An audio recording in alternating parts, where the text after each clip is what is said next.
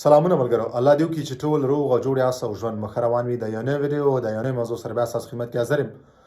ملګرو، ډېر ملګري چې کوم دي هغه تکراري پوښتنې کوي. بعضې نوي ملګري راشي، هغه بعضې داسې پوښتنې چې هغه ډېرې بنیادي او هغه اولنۍ پوښتنې دي او په دې ټولو باندې ما ویډیوګانې جوړې کړي. تقریبا تر 400 پورې موضوعګانو باندې ما دلته په یوټیوب چینل باندې ویډیوګانې جوړې کړي. تاسو کوشش وکړئ چې زما د یوټیوب چینل ټولې ویډیوګانې وګورئ تر څو تاسو ته دقیق او صحیح معلومات ورسي. کومې پوښتنې چې تاسو لرئ هغې په اړه باندې زه مطمئن یم چې ما به ویډیو جوړه کړي. نو تاسو په یوټیوب چینل باندې دغه ټولې چې کومې پوښتنې تاسو لرئ، کوم سوالونه لرئ، په هغې ټولو باندې تاسو ویډیوګانې کتلی شئ. هغه باندې تاسو تفصیلي ما ویډیوګانې جوړې کړي دي. ټولې ویډیوګانې وګورئ تر څو تاسو ته ټول معلومات راشي.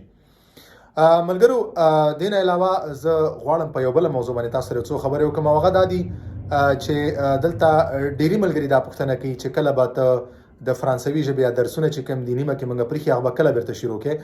دغه ډېره یو مهمه موضوع ده او ډېر ملګري دې اړه باندې پوښتنه کوي. نو ملګرو، ما دې دپاره دغه ویډیو جوړه کړه چې انشاءالله ډېر ژر به زه هغه درسي چې کوم پروګرام دی هغه به زه بیرته شروع کړم. په هغې به زه ویډیوګانې جوړه کړم.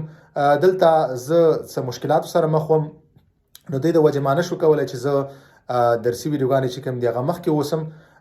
نو اوس زما مصروفیت څه ناڅه کم شوی دی. نو انشاءالله زه به تاسو ته حتمي درسي ویډیوګانې بیرته شروع کوم.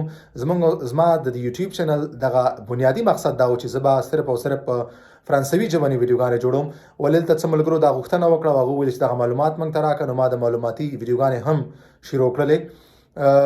ولې دې نه بعد به انشاءالله زموږ ستاسو اولنۍ موضوع او مهمې چې کوم ویډیوګانې دي زموږ ستاسو ډېر به انشاءالله کوشش به دا وي چې نیمې چې کوم دی هغه د فرانسوي د ژبې ویډیوګانې جوړې کړو او نیمې چې کوم دی هغه معلوماتي ویډیوګانې جوړې کړو تر څو دلته ملګرو ته صحیح معلومات ورسیږي او دوی معلوماتو سره سره دوی فرانسوي ژبې درسونه هم وایي. او په زه به دغه درسي چې کوم ویډیوګانې دا په پښتو کې جوړوم تر څو ستاسو لپاره اسانه وي، تاسو پرې پوه شئ.